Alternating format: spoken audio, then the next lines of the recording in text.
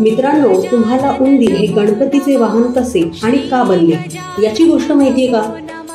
ऐका तर मग. क्रौचा नावाचा एक अतिशय प्रतिभासंपन्न गंधर्व होता. इंद्रदेवाच्या दरबारात त्याला विशेष मान होता आणि आपल्या प्रतिभेबद्दल त्याला खूप अहंकारही होता. एके दिवशी इंद्राच्या दरबारात सारे देवगण जमून संगीत मैफिलीचा आनंद घेत होते. वामदेव ऋषींच्या मनात आले की आपणही आपली कला इंद्रासमोर सादर करून देवाला खुश करावे. म्हणून वामदेव ऋषी इंद्राच्या दरबारात गेले. ऋषी होते तर फार हुशार, परंतु त्यांचा आवाज हा काही गायकासारखा सुरेल नव्हता.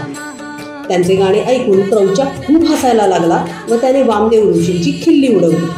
सर्वांसमोर झालेला हा अपमान वामदेव ऋषींना काही सहन झाला नाही. ते भयंकर संतापले व त्यांनी क्रौचाला शाप दिला. आता मात्र क्रौचा खूपच घाबरला. त्याने ऋषींची पाया पडून क्षमा मागितली आणि मी पुन्हा असे कोणावर हसणार नाही असे म्हणून तो ऋषींना विनवू लागला. मात्र दिलेला शाप आता परत घेणे शक्य नसल्याने वामदेव ऋषींनी त्याला उशाप दिला आणि तुझे कल्याण होईल असा आशीर्वादही दिला. वामदेव ऋषींच्या शापवाणीमुळे क्रौचा उंदीर बनला. एके दिवशी हा उंदीर पराशर ऋषींच्या आश्रमात घुसून हैदोस घालत होता.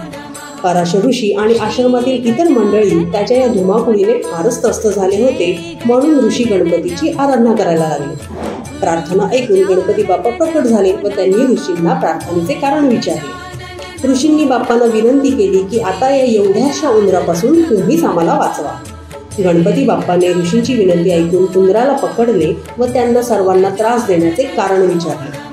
उंदराने बाप्पाची माफी मागितली व त्याच्यासोबत घडलेली सारी हकीकत त्याने गणपती बाप्पाला सांगितली. गणपती बाप्पाला ते ऐकून फारच वाईट वाटले व त्याला उंदराची फार दया आली. गणपती बाप्पा क्रौचा उंदरावर प्रसन्न झाले व ते त्याला म्हणाले की आजपासून तूच माझे वाहन. अशा प्रकारे क्रौचा उंदीर गणपतीचे वाहन बनला व देव बाप्पासोबत सगळीकडे पूजनीय झाला.